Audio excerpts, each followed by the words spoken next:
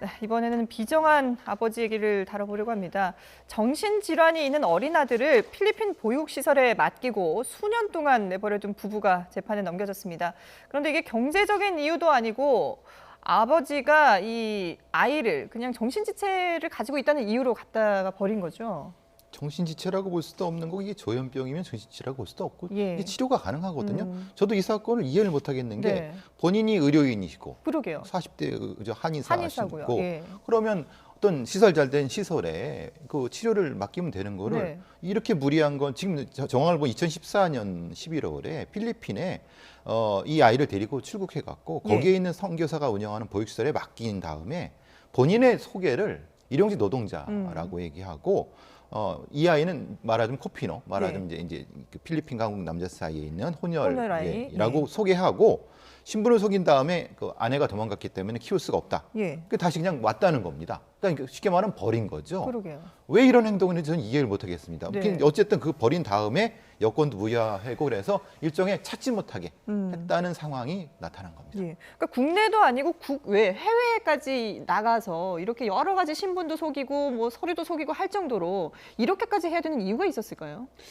아마 이 지금 필리핀에 데려간 것도 이게 처음이 아니에요. 그러니까 외국에는 뭐 필리핀 처음 데려갔는데 그전에는 이제 네팔에 갔다 온 적이 좀 있고요. 네. 그다음에 국내에서도 2번이나 어린이집과 불교 사찰에 예. 맡겨놓은 적이 있어요. 근데 그것도 결국 이제 국내에 맡겨놓으면 문제가 뭐냐면 예. 일단 아이에게 문제가 있을 때 언제든지 부모를 찾아서 결국은 다시 애를 데리고 가라. 네네. 그러면서 굉장히 항의를 받고 그리고 어쩔 수 없이 애를 데려온 경험이 있기 때문에 예. 아마 본인들 입장에서는 그러면 우리를 찾지 못하는 그런 아주 해외에서 버리는 게 낫겠다 이제 그런 생각을 한 것으로 보입니다. 네네. 그래서 일단 뭐 인터넷 통해서 이제 필리핀에 선교사 보육시설을 찾았다고 그래요. 예. 그래서 보육시설을 맡기면서 애 이름까지 미리 개명을 한 거죠. 그러게요. 왜냐하면 애 이름을 알게 되면 한국에서 추적을 하면 부모가 누군지를 알 수 있기 때문에 네. 거기에다 대고 애는 자체는 뭐 코리아와 필리핀의 혼혈하다 이제 그런 식으로 얘기하고 자신들의 전화번호도 숨기고 예. 또 가장 중요한 부분 중 하나가 이제 애 여권까지를 남겨놓지 않았어요. 네. 그래서 부모를 찾을 수 없게 만들었다는 거죠. 근데 더구나 우리가 경악할 만한 것은 이렇게 맡겨놓고 본인들은 해외여행을 다녔다는 거예요. 그리고 아들이 또 하나 있는데 그 아들은 정상적으로 교육을 시키고 있고 예. 자신들은 어떻게 보면 호가호위하면서 예. 자신들의 어떤 결혼의 책임이고 결과라 할 수 있는 장애가 있는 둘째 아들에 대해서는 이렇게 엄청난 일을 저지른 거죠. 예. 말씀하신 것처럼 지금 출국 전에 아이 이름도 바꾸고요. 이렇게 계획적으로 움직인 정황이 많이 포착이 됐습니다. 경찰의 얘기 한번 들어보시죠. 필리핀 여성은 난 코피노다라고 아이를 그렇게 설명하고 심지어 아이의 이름까지 개명하여서 여권을 보여줬습니다. 그리고 부모의 연락처라든지 그리고 전혀 맡기지도 않은 상황입니다.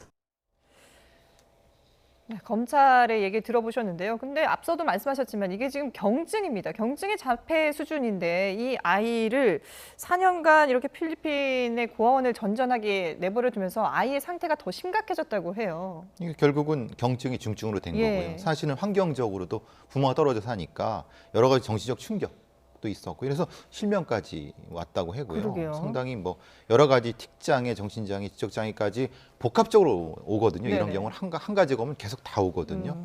근데 사실은 원래 필리핀에 갈 때는 사실은 뭐 별 증상도 아닌 경증이거든요. 예. 전 도대체 이해를 못 하겠는 게 왜 이랬을까는 좀 그러니까 치료만 하면 잘 치료될 수 있는 아이를 이렇게 버려야 될 이유가 저는 도대체 이해를 못 하겠습니다. 결국은 이 아이를 거의 죽게 만든 거 아닙니까? 예. 이거 그러니까 심각한 학대거든요. 경증의 그 조현병, 자폐 수준이었으니까 아이도 내 부모가 나를 버렸다라는 사실을 충분히 인지할 수 있는 그런 상황인 거잖아요. 너무 잘 알죠. 그런 부분을 잘 알 수 있고 아마 두려움을 느꼈을 수도 있죠. 예. 계속 변호사님 말씀하신 것처럼 계속 사실 버리는 행동을 국내외적으로 했기 때문에 그 아이도 굉장히 두려움을 느꼈을 가능성이 높죠.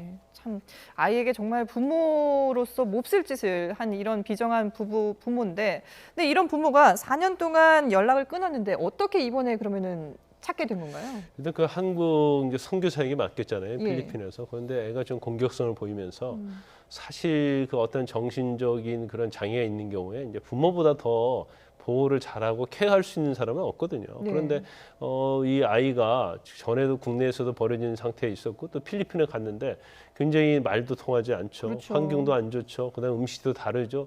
그런 상황에서는 더 정신적인 부분이 더 악화될 수밖에 없어요. 예. 그러니까 이 선교사 입장에서는 애가 너무나 심해지고 공격성을 띠니까 거의 제어할 수 없는 수준에 이른 걸로 보여요. 네네. 그러다 보니까 필리핀에서 벌어진 한국 아이라는 글을 국민신문고에 게시를 하고요. 예. 또 필리핀 주재 한국 대사관에서는 이 부분을 인지해가지고 아동 유기가 의심되는 사건이 있다고 또 경찰에다 수사를 의뢰합니다. 네. 그래서 경찰에는 애를 귀국시켜서 이제 지난해 11월부터 수사를 시작해서 예. 결과적으로 아이의 부모를 찾아내서 아버지에 대해서는 구속을 하고 어머니에 대해서는 이제 불구속 입건해서 기소한 거죠. 예.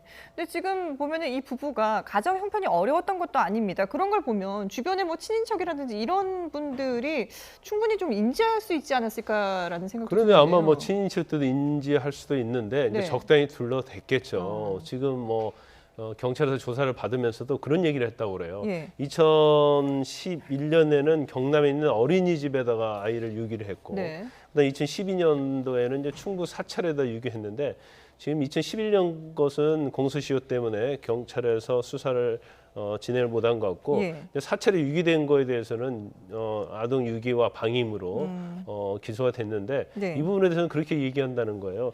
애가 굉장히 불교를 좋아해서 템플 스테이를 맡겠다 이렇게 얘기를 하고 네네. 그러면 왜 필리핀에 버리고 왔느냐? 예. 그러니까 영어를 능통하도록 하기 위해서 필리핀에 유학을 시킨 것이다. 이렇게 얼토당토 않는 그런 변명을 하고 있다는 거예요. 예. 그러면 이 사람들의 인식의 수준이 어떤가를 볼 수가 있고 그러게요. 더군다나 아버지가 하늘사기 때문에 뭐 경제적으로는 뭐 그렇게 어렵지 않다 보이고 네. 또 생활 자체를 보면 해외여행도 다니고 그랬기 때문에 예. 충분히 경제적으로 애에게 관심을 가지면서 어떤 치료의 전력을 할 수 있음에도 불구하고 예. 아마 자신들의 어떤 편안함을 위해서 행복을 위해서 애들을 계속 이 아이를 계속적으로 버리는 방법을 선택했다는 그런 아주 비정한 부모라고 그러게요. 비난을 받을 수밖에 없는 거죠. 예. 참 말도 안 되는 그런 이유를 들어서 아이에게 크나큰 상처를 줬는데 뭐 부모도 아이를 버렸습니다만은 아이도 지금 부모를 거부하고 있는 게 아닌가 싶어요. 한국으로 돌아오길 거부하고 있다면서요. 이렇게 부모한테 돌아가길 거부하고 있는 예. 상태가 되는 거죠. 그래서 지금 인데 학대 피해 아동 쉼터에 지금 있는 거고요. 네네. 지금 정신병동에 치료 중이라고 하고요. 이 아이가 이렇게 얘기를 한답니다. 다시 버릴 것이니까 아빠한테 보내다지 예. 말라달라. 가정 복귀를 거부했다고 검찰이 지금 전하고 있습니다. 예. 참.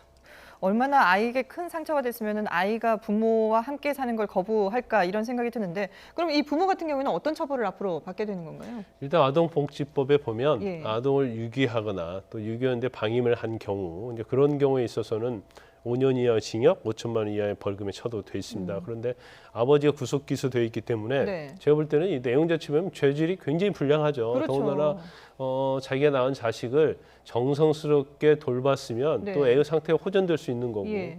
근데 그럼에도 불구하고 치명적으로 회복할 수 없는 상태에 이르게 했단 말이에요. 네. 그렇기 때문에 아버지에 대해서는 제가 볼 때는 실형이 선고될 가능성이 크다. 그리고 이제 어머니에 대해서는 이제 아버지에 비해서 가담 정도가 비교적 적은 것으로 보이고 예. 더군다나 이제 부부는 같이 구속하지 않는 것이 법적인 관행적인 측면이 있거든요. 그래서 어머니에 대해서는 뭐 집행유예나 그런 형이 선고될 가능성이 많지 않나 싶습니다. 예, 그렇군요. 지금 이 아이는 예. 법원이 아마 친권 박탈의 조치를 취할 수 있을 것 예. 같습니다. 그런 다음에 지자체에서 후견인을 지정을 해갖고 당연히 그래야 되지 않겠습니까? 네네. 또 돌아간 다음 또 버리고 이 상태가 지속되는 건 절대 그렇죠.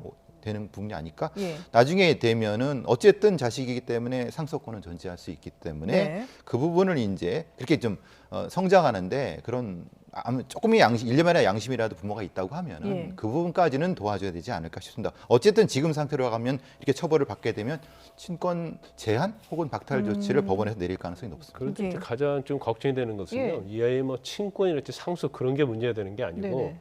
애가 정상적인 상태가 아니잖아요. 그렇죠. 그러면 어떻게 해서든지 치료를 해야 하는데 예. 부모 곁을 떠나서 예를 들어서 아동 보호시설에서 있는다랄지 아니면 정신병원에 입원을 한다랄지 그러면 과연 치료가 정상적으로 되겠냐 이거죠. 네네. 그래서 실질적으로 이 아이가 정상적인 아이로 돌아가는 데 있어서 그 어린 나이에 이미 많은 학대를 그러게요. 받고 유기가 됐기 때문에 그 부분이 굉장히 어려워졌다는 거에 대해서 굉장히 안타깝게 생각하고요. 예. 정말 어떻게 하면 이게 치료가 될 수 있을까 이제 그 부분이 그러게요. 굉장히 걱정스럽죠. 예. 그러니까 신체적인 장애도 장애지만 말씀하신 것처럼 이 아이가 이미 마음에 큰 상처를 입었기 때문에 이런 부분들을 앞으로 이 아이가 커나가는데 어떻게 좀 보상을 해주고 다독여줄 수 있는지 이런 부분을 우리가 좀 고민을 해봐야 되지 않을까 싶습니다.